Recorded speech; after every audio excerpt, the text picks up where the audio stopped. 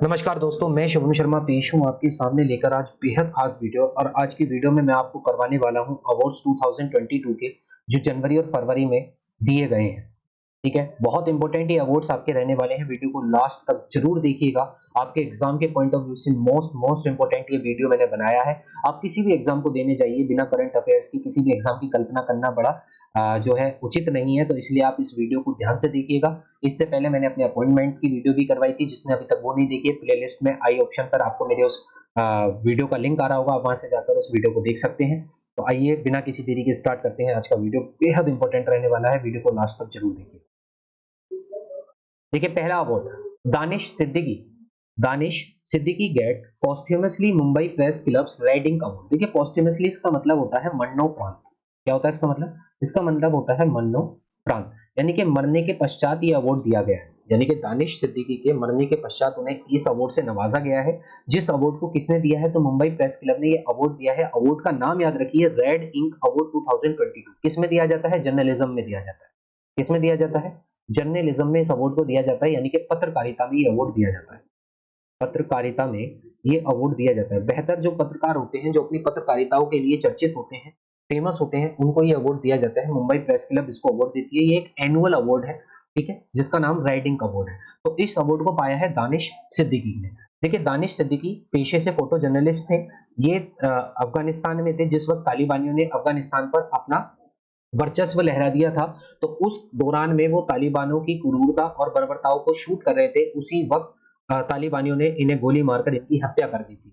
तो दानिश सिद्दीकी को उनके बेटर परफॉर्मेंस के लिए और उनके एक बेहतर परफॉर्मेंस जो कि उन्होंने फोटो जर्नलिस्ट में दिया, क्योंकि देखिए, जान की बिना परवाह किए हुए उन तालिबानियों की क्रूरता को दुनिया के सामने लाने का अगर प्रयास किया है, तो जाहिर सी बात है journalist of the year award के पाने वाले असल हकदार दानिश सिद्दीकी ही बनते हैं। तो इसलिए दिल से इन्हें जय हिंद और जय भारत। तो देखिए, दानिश सिद्दीकी मिले हैं, इन्हें मिला है journalist of the year award, जिसको किस नाम से जाना जाता है? राइडिंग अवार्ड के नाम से जाना जाता है। कौन देता है? तो मुंबई प्रेस क्लब इसको अवार्ड देती है।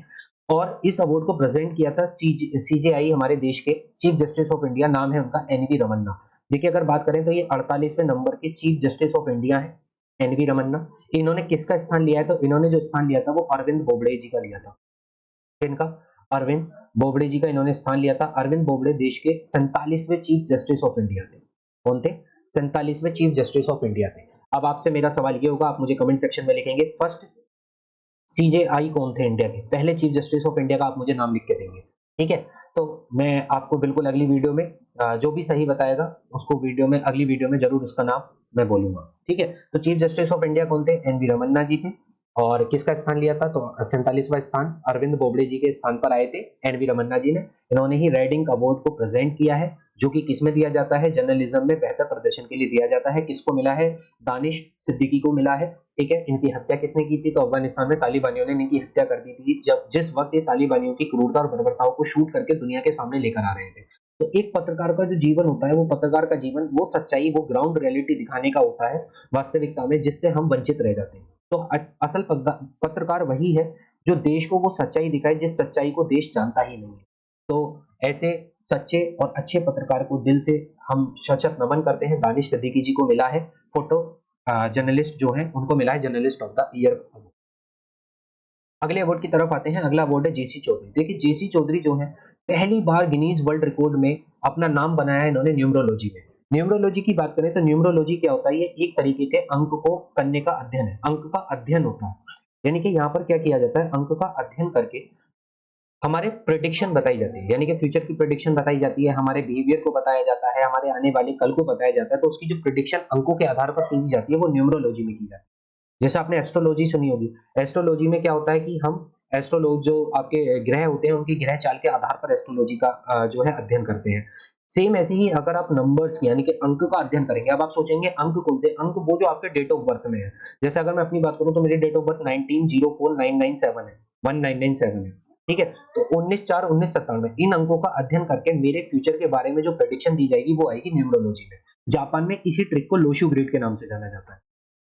जापान में इसी टेक्निक को लोशु ग्रिड के नाम से जाना जाता है। तो नाम याद रखिएगा, जेसी चौधरी गिनीज वर्ल्ड रिकॉर्ड में न्यूमरोलॉजी में पहले व्यक्ति हैं जिन्होंने अपना नाम उसमें दर्ज करवाया है। ये इंडिया के टॉप न्यूमरोलॉजिस्ट में गिने जाते हैं। जेसी चौधरी इनका नाम है, ये रही इनकी फोटो, ठीक है। अगले अवार्ड की तरफ आते हैं, UI path automation excellence award 2021। ये किस बैंक को दिया गया है? ये साउथ इंडियन बैंक को दिया गया है। क्यों दिया गया है साउथ इंडियन बैंक को? देखिए, इस बैंक को इसलिए दिया गया है क्योंकि इसने क्राइसिस के वक्त भी बिजनेस को कंटिन्यूटी में रखने के लिए बहुत अच्छा काम किया, तो इसलिए बेस्ट ऑटोमेशन के लिए इस अवार्ड से नवाजा गया था साउथ इंडियन बैंक को। अवार्ड का नाम याद रखेंगे, UI path automation excellence award है 2021, जो कि बैंक को दिया गया है। कौन से बैंक को? साउथ इंडियन बैंक को, बेस्ट ऑटोमेशन के लिए, क्राइसिस के वक्त में अपने बिजनेस को सुचारू रूप से चलाने के लिए इस बैंक को ये अवार्ड दिया गया है। तो बैंकिंग करंट अफेयर्स के पॉइंट ऑफ व्यू से ये आपका इंपॉर्टेंट क्वेश्चन बन जाता है।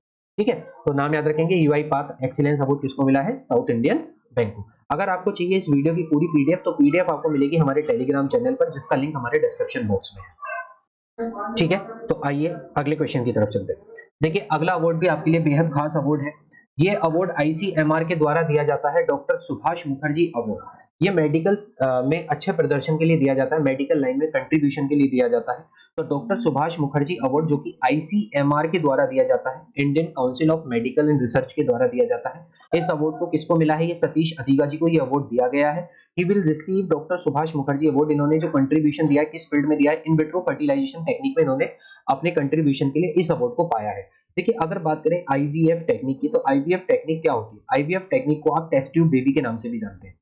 आपने ये जरूर सुना होगा, टेस्ट ट्यूब बेबी। देखिए, टेस्ट ट्यूब बेबी का मतलब ये होता है कि जो माँ बाप बनने में थोड़ी सी उनकी दिक्कतें आ रही होती हैं, तो इस टेक्निक का इस्तेमाल करके उनको गर्भपात करवा के माँ बाप का जो है उनका सपना पूरा करा जाता है। तो इस टेक्निक को आईवीएफ टेक्निक या टेस्ट ट्यूब बेबी टेक्निक कहा जाता है। इन विट्रो फर्टिलाइजेशन पहली बार ये इंग्लैंड में करी गई थी, ये भी याद रखना।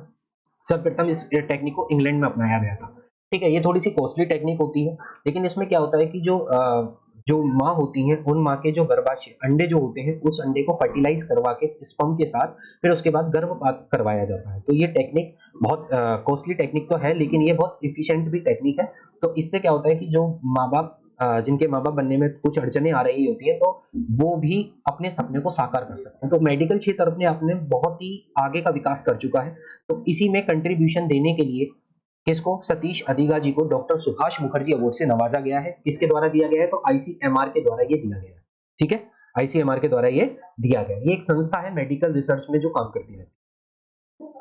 अगले अवार्ड की बात करें तो अगला अवार्ड है Kerala arts and craft village organisation. देखिए, Kerala arts and craft village organisation ने जीता है इंटरनेशनल क्राफ्ट अवार्ड 2021।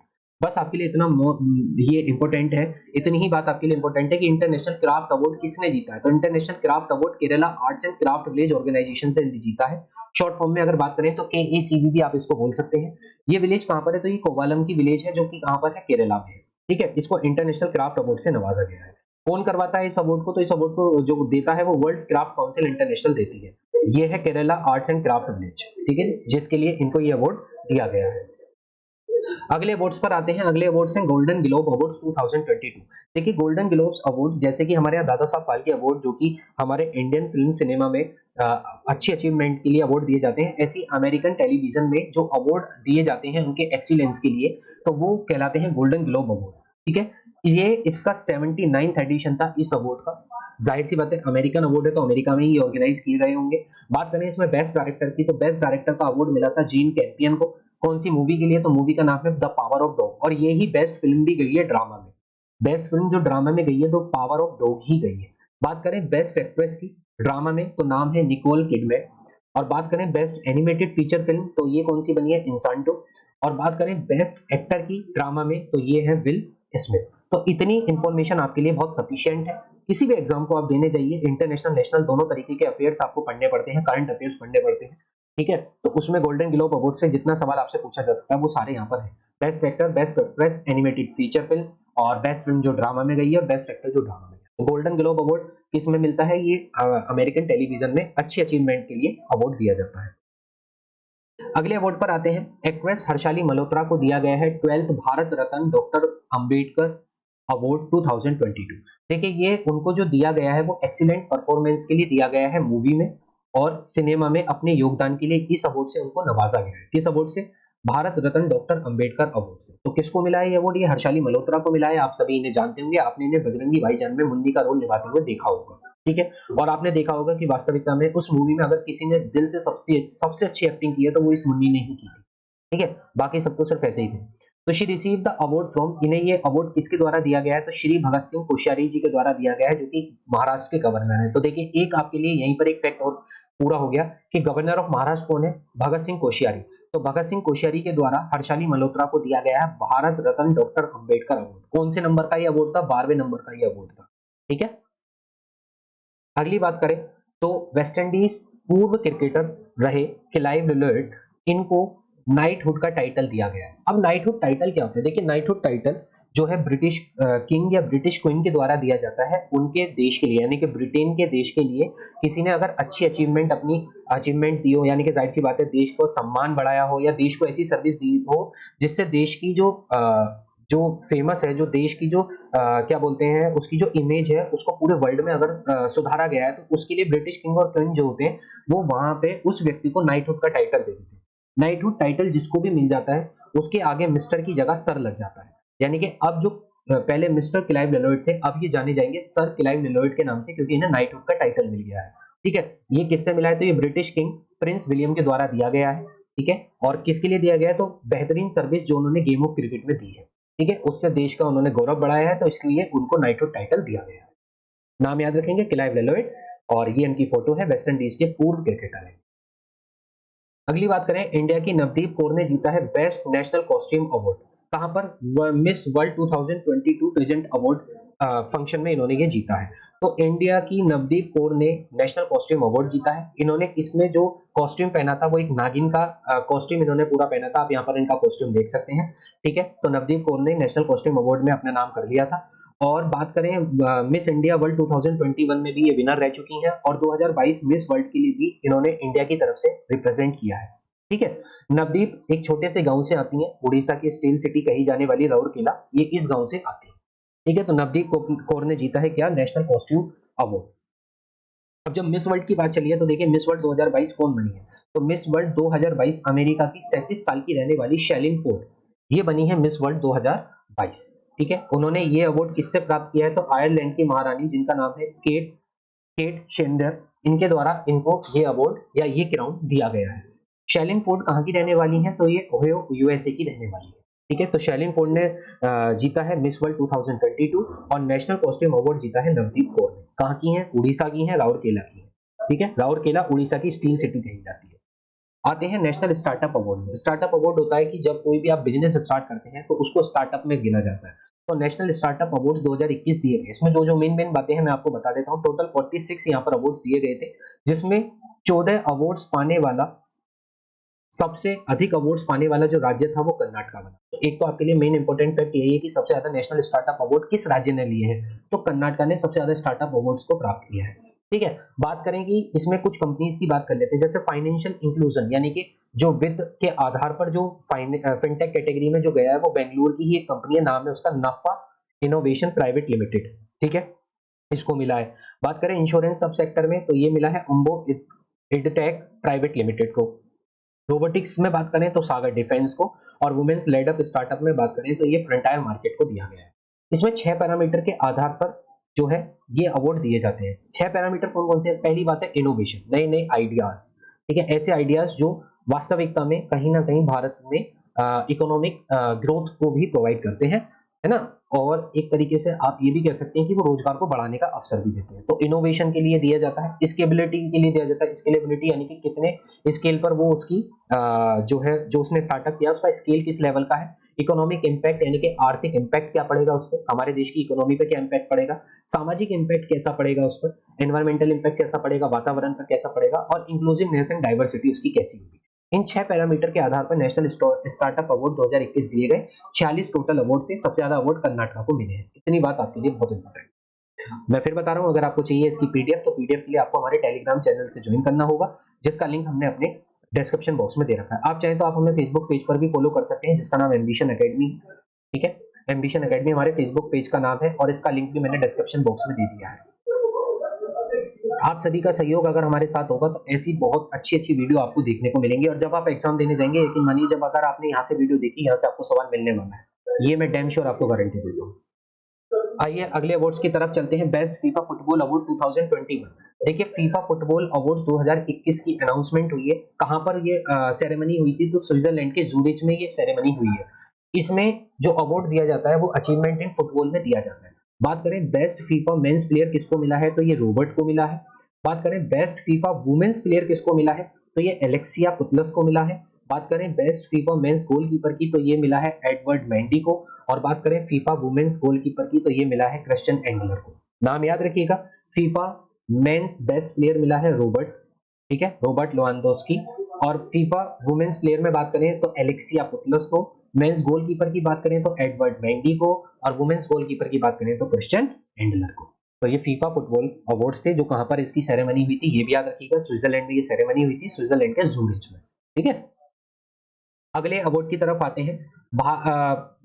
जापान के पूर्व प्रधानमंत्री शिंजो आबे, ठीक है, इनको मिला है नेताजी अवार्ड 2022। इससे पहले इन्हें 2021 में पद्म विभूषण अवार्ड से भी नवाजा गया है। पद्म विभूषण अवार्ड से भी इनको नवाजा गया है, जो इंडिया का सेकंड हाईएस्ट सिविलियन ऑनर कहा जाता है। इस अवार्ड को भी पा लिया था इन्होंने 2021 में, और 2022 में इनको मिला है नेताजी अवार्ड, जिसको किसके द्वारा दिया गया है, तो नेताजी रिसर्च ब्यूरो के द्वारा ये अवार्ड दिया गया है। ये जापान के पूर्व प्रधानमंत्री है, नाम क्या है इनका, शिंजो आबे। तो इस वक्त के प्रधानमंत्री वहां पर कौन है, इस वक्त वहां पर प्रधानमंत्री के पद पर कौन है, तो नाम याद रखेंगे, फूमियो किशिदा। क्या नाम है, फूमियो किशिदा। 2021 से ये जापान के प्रधानमंत्री के पद पर है, ठीक है। इससे पहले कौन थे, तो शिंजो आबे इससे पहले प्रधानमंत्री के पद पर थे, ठीक है। शिंजो आबे को इंडिया की तरफ से 2 अवार्ड मिल चुके हैं, पहला पद्म विभूषण जो उन्हें 2021 में मिला था, और 2022 में उन्हें नेताजी अवार्ड से नवाजा गया, ठीक है। अगली बात करते हैं आईसीसी अवार्ड 2021 की। सारे इंपोर्टेंट है आईसीसी के अवार्ड, 101% किसी भी एग्जाम में पूछे जा सकते हैं। इंटरनेशनल क्रिकेट काउंसिल की बात कर रहे हैं यहाँ पर, तो आईसीसी अवार्ड जो दिए गए हैं उनकी बात कर लेते हैं। देखिए, ICC women's cricketer of the year, यानी कि महिला cricketer of the year ICC के द्वारा किसको दिया गया है, तो ये स्मृति मंधाना को दिया गया है, जो इंडियन वुमेन क्रिकेट टीम में रहती है, ठीक है, खेलती है उनकी तरफ से। बात करें sir Garfield Sobers trophy for ICC men's cricketer of the year, ये अवार्ड दिया गया है शाहीन आफरीदी को, जो पाकिस्तान के खिलाड़ी हैं। ICC umpire of the year किसको दिया गया, इंपॉर्टेंट मार्क कर लीजिए, पूछा जा सकता है। ICC umpire of the year दिया गया मारिस इरास्मस को। और ICC men's T20 cricketer of the year की बात करें तो मोहम्मद रिजवान, जो कि पाकिस्तान के हैं। ऐसे ही वुमेन्स टी20 क्रिकेटर किसको मिला है, तो टैमी वेमेंट को मिला है, जो इंग्लैंड की है।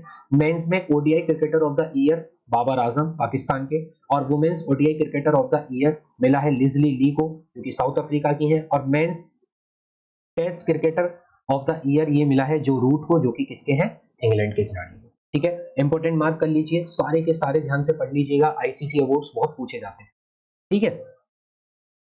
अगले अवार्ड्स की तरफ आते हैं। देखिए, मिनिस्ट्री ऑफ होम अफेयर्स ने पद्म अवार्ड्स की घोषणा की थी। कितने अवार्ड्स की इसमें घोषणा की गई थी, तो इसमें 128 पद्म अवार्ड्स दिए गए थे। 128 पद्म अवार्ड्स दिए गए थे, जिसमें से 2 ड्यू केसेस थे। ड्यू केसेस का मतलब क्या होता है, इसमें अवार्ड को एक ही बार काउंट किया जाता है, ठीक है, अवार्ड को एक ही बार काउंट किया जाता है। तो टोटल 128 पद्म अवार्ड्स की घोषणा की। 3 कैटेगरी में पद्म अवार्ड्स दिए जाते हैं, पहला पद्म विभूषण, पद्म भूषण और पद्म श्री। देखिए, 4 पद्म विभूषण दिए गए हैं, 17 पद्म भूषण दिए गए हैं, और 107 पद्म श्री अवार्ड्स को दिया गया है। कब दिया गया है, तो 73rd रिपब्लिक डे पर इसकी अनाउंसमेंट की गई थी यूनियन होम मिनिस्ट्री के द्वारा, ठीक है। तो आपको ये पता चल गई पद्म अवार्ड्स की घोषणा कौन करती है, यूनियन मिनिस्ट्री करती है होम अफेयर्स की। और कितनी कैटेगरी में दिए गए हैं, तो ये 3 कैटेगरी में दिए जाते हैं, पद्म विभूषण, पद्म भूषण और पद्म श्री। किसने इस ईयर इसको अप्रूव किसने किया है, प्रेसिडेंट ने अप्रूव किए हैं 120 पद्म अवार्ड्स के, ठीक है। बात कर लेते हैं कुछ अवार्ड्स की।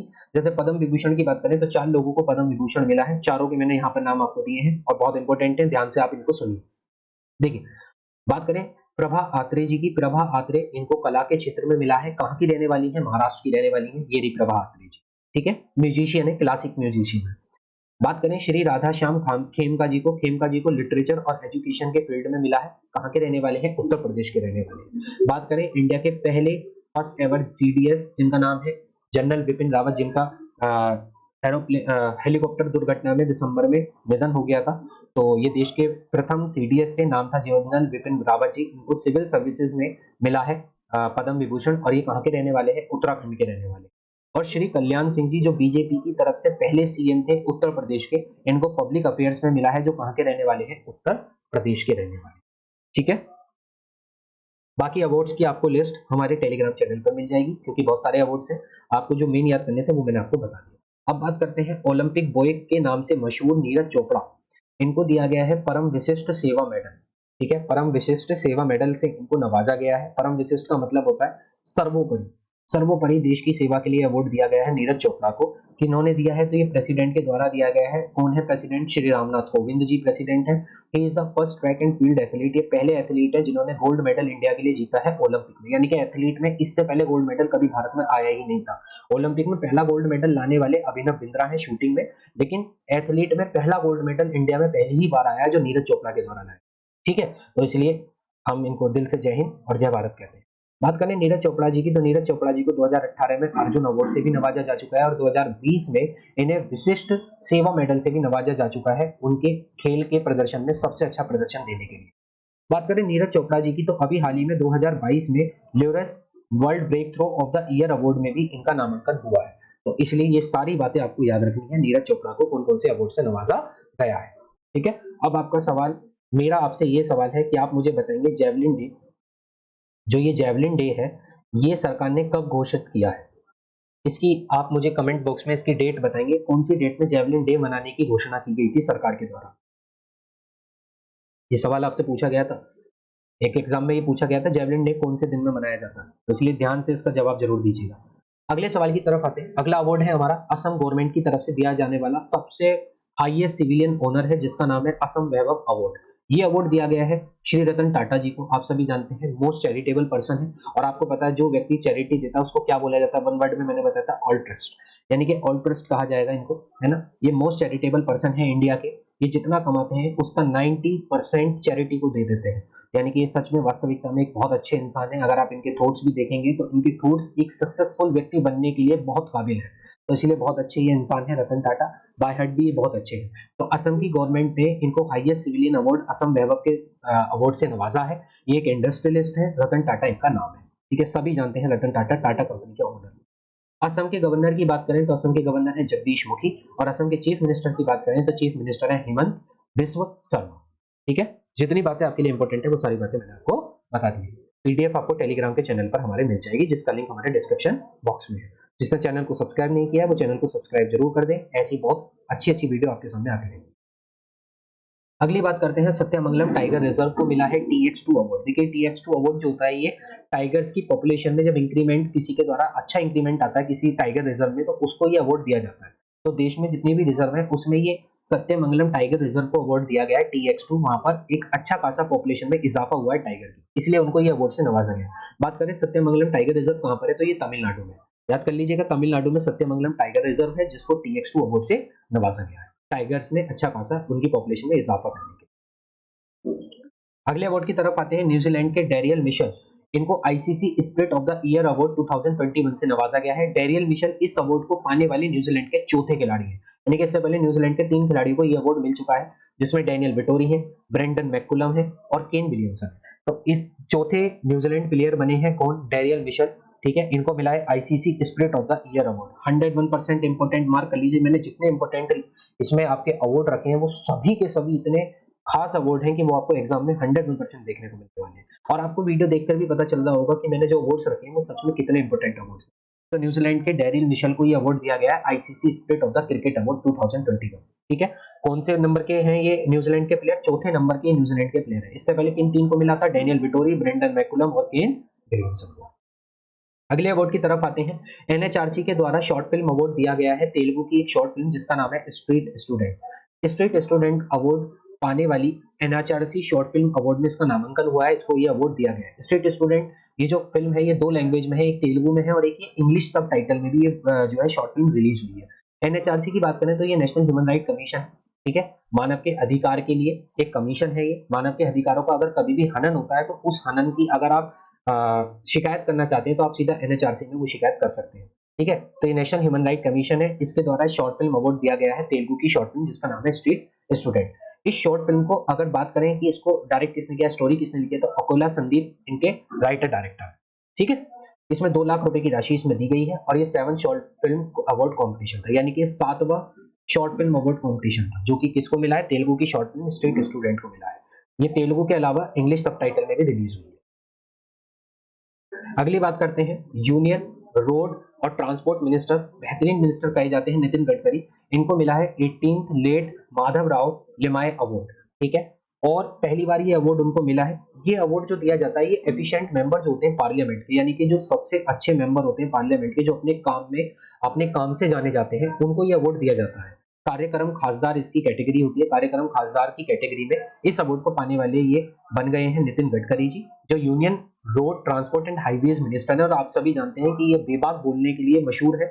ये बिल्कुल जो दिल में होता है वही इनकी जुबान पर होता है, इसलिए सबसे अच्छे union road transport and highways minister माने जाते हैं। ठीक है, तो इनको ये 18th late Madhavrao Limaye award से नवाजा गया है। ठीक है, एफिशिएंट मेंबर है पार्लियामेंट के, इसलिए ये उस कैटेगरी में अवार्ड दिया जाता है। ये रहे नितिन गडकरी जी। अगले अवार्ड पर आते हैं, दादा साहब फाल्के अवार्ड है। Dada Saheb Phalke award film contribution में दिए जाते हैं। फिल्म में आपका कैसा योगदान रहा है, कितना कंट्रीब्यूशन आपका फिल्म जगत में रहा है, उसमें ये दादा साहब फाल्के अवार्ड दिए जाते हैं। बात करें सबसे पहले ये दादा साहब फाल्के अवार्ड कब दिए गए थे, तो देखिए दादा साहब फाल्के अवार्ड सर्वप्रथम जो दिया गया था वो 1969 में दिए गए थे। सबसे पहले ये 1969 में दिए गए थे और सबसे पहला अवार्ड पाने वाली कौन थी, देविका रानी। नाम याद रखिएगा, देविका रानी को सर्वप्रथम सबसे पहली बार दादा साहब फाल्के अवार्ड से नवाजा गया था। ठीक है, 1969 में स्टार्ट हुई है। तो इस बार की जो सेरेमनी थी वो मुंबई में हुई थी, ऑर्गेनाइज्ड। अब बात करें कि film of the year award इस बार किस फिल्म को बेस्ट फिल्म का अवार्ड का मिला है 2021 में, तो वो है पुष्पा द राइज। ठीक है, आप सभी ने मूवी देखी है। ये मूवी बहुत हाईलाइट हुई, बहुत सुपर डुपर हिट ये मूवी गई थी पुष्पा, जिसका एक डायलॉग भी था कि मैं झुकेगा नहीं। ठीक है, तो इसलिए मैं आपसे भी कहता हूँ कि आप झुकेंगे नहीं जब तक आप इस वीडियो को पूरा देख नहीं ले। ठीक है, और मैं भी नहीं झुकूंगा जब तक इस वीडियो को पूरा करवा नहीं दूंगा। बात करें अगली फिल्म की, तो अगला जो अवार्ड मिला है वो बेस्ट फिल्म अवार्ड मिला है। बेस्ट फिल्म में गई है शेरशाह मूवी, और आप सभी जानते हैं शेरशाह कोड था। ठीक है, एक यूनिट का कोड था, और ये स्टोरी बेसिकली किन के ऊपर थी, विक्रम बत्रा जी के ऊपर थी। श्री विक्रम बत्रा जी के ऊपर थी। ठीक है, जिन्होंने देश को आजादी दिलाने के लिए, देश को पाकिस्तानियों से बचाने के लिए स्वयं के बलिदानों का त्याग दे दिया था। तो ऐसे वीर सपूत के लिए, ऐसे वीर के लिए, ऐसे देश के जवान के लिए दिल से आप जय हिंद जरूर लिखेंगे। ठीक है, क्योंकि सच में हमारी देश की ये भूमि ऐसे वीरों से भरी पड़ी है जो अपने देश के लिए अपने प्राणों को न्यौछावर करने में भी कतराते नहीं है। जय हिंद, जय भारत। तो शेरशाह मूवी में विक्रम बत्रा की स्टोरी को दिखाया गया है। ठीक है, बेस्ट एक्टर अवार्ड की बात करें तो बेस्ट एक्टर अवार्ड मिला है रणवीर सिंह को। कौन सी पिक्चर के लिए, 1983 वर्ल्ड कप में, जिसमें उन्होंने कपिल देव का रोल निभाया था। बात करें बेस्ट एक्ट्रेस अवार्ड की, तो ये कीर्ति सनोन को मिला है। जो कौन सी फिल्म के लिए, तो फिल्म का नाम है मिमी। ठीक है, तो आपको ये चारों अवार्ड याद रखने हैं। आते हैं अगले अवार्ड की तरफ। फिलंथ्रोपिस्ट बिल गेट्स को मिला है हिलाले पाकिस्तान। लिख लीजिए, ये क्वेश्चन भी आपको कहीं ना कहीं मिल जाएगा किसी एग्जाम में। हिलाले पाकिस्तान, फिलंथ्रोपिस्ट जो है, फिलंथ्रोपिस्ट का मतलब होता है जो मानव के लिए, मानव कल्याण के लिए कुछ ना कुछ करता है, उसको बोलते हैं मानववादी। आप कह सकते हैं इसको, हिंदी में फिलंथ्रोपिस्ट कहा जाता है उसको। तो फिलंथ्रोपिस्ट मानववादी बिल गेट्स को हिलाले पाकिस्तान ऑनर दिया गया है, जो पाकिस्तान का दूसरा सर्वोच्च सम्मान है। क्यों दिया गया है, टू इरिडिकेट पोलियो, यानी कि पाकिस्तान से पोलियो के मरीजों को कम करने के लिए या पोलियो को वहां से हटाने के लिए, उसमें कंट्रीब्यूशन देने के लिए बिल गेट्स को इस अवार्ड से नवाजा गया। ठीक है, जिसकी पाकिस्तान की ज्यादा बात नहीं करेंगे, बेकार देश है। अगले सवाल पर आते हैं। प्रोफेसर दीपक दर। ठीक है, प्रोफेसर दीपक दर बने हैं पहले इंडियन जिन्हें बोल्ट्जमैन मेडल से नवाजा गया। बोल्ट्जमैन मेडल जो होता है ये फिजिक्स में कंट्रीब्यूशन के लिए दिया जाता है। आपने जो भी फिजिक्स के स्टूडेंट होंगे उन्होंने ये बोल्ट्जमैन का नाम जरूर सुना होगा, बोल्ट्जमैन कांस्टेंट। ठीक है, ये नाम 101% सुना होगा। तो बोल्ट्जमैन जो है फिजिक्स में कंट्रीब्यूशन के लिए दिया जाता है, और ये इंडिया में पहली बार किसी को मिला है, तो उनका नाम है दीपक दर। पहले इंडियन सेलेक्ट हुए हैं इस मेडल के लिए, बोल्ट्जमैन मेडल के लिए। बहुत इंपॉर्टेंट ये आपका सवाल हो जाता है। ये है श्री दीपक दर, प्रोफेसर है। ठीक है, ये फिजिसिस्ट है, नाम इनका फिजिसिस्ट प्रोफेसर है, नाम इनका दीपक धर है, और इस मॉडल को पाने वाले ये पहले भारतीय हैं। ठीक है, किस फील्ड में, किस कंट्रीब्यूशन में, मतलब किसके फील्ड में कंट्रीब्यूशन के लिए मिला है, तो स्टैटिस्टिकल फिजिक्स में ये इनको दिया गया है। ये हर 3 साल में एक बार अवार्ड ऑर्गेनाइज्ड होते हैं, हर 3 साल में ये अवार्ड मिलता है। तो इस बार ये पहले भारतीय हैं दीपक धर, जिनको ये बोल्ट्जमैन मेडल से नवाजा गया है। और ये इस वीडियो का लास्ट क्वेश्चन है। अगर आपने यहाँ तक वीडियो को देखा है तो आपका तहे दिल से धन्यवाद करता हूँ। और वीडियो अगर आपको अच्छी लगी तो लाइक शेयर जरूर कीजिएगा। जिसने चैनल को सब्सक्राइब नहीं किया वो सब्सक्राइब जरूर करिएगा, और पीडीएफ आपको हमारे टेलीग्राम चैनल पर मिल जाएगी, जिसका लिंक हमारे डिस्क्रिप्शन बॉक्स में है। देखिए, coal India gets India's most trusted public sector company award, यानी कि इंडिया की सबसे मोस्ट ट्रस्टेड पब्लिक सेक्टर का मतलब होता है गवर्नमेंट ऑन कंपनी जो होती है, जिसको गवर्नमेंट जो है और क्या करती है, चलाती है, उसकी मालिकी गवर्नमेंट होती है। तो public sector company most trusted, India की सबसे ज्यादा विश्वसनीय पब्लिक सेक्टर कंपनी अवार्ड जो मिला है वो कोल इंडिया को मिला है। ठीक है, कोल इंडिया एक महारत्न कंपनी है गवर्नमेंट ऑफ इंडिया की, और इसको इस अवार्ड से नवाजा गया है। ठीक है, कहाँ पर ये ऑर्गेनाइज हुए थे अवार्ड, तो आप याद रखेंगे कोलकाता में ऑर्गेनाइज हुए थे। आई होप आपको ये वीडियो अच्छा लगा होगा। अगर आपको ये वीडियो अच्छा लगा है तो आप चैनल को सब्सक्राइब जरूर कर दीजिएगा, वीडियो को लाइक कर देना, शेयर कर देना और अगले किस टॉपिक पर आप वीडियो चाहते हैं हमें कमेंट बॉक्स में जरूर लिख के बताइए। तब तक जय हिंद, जय भारत, ध्यान रखें।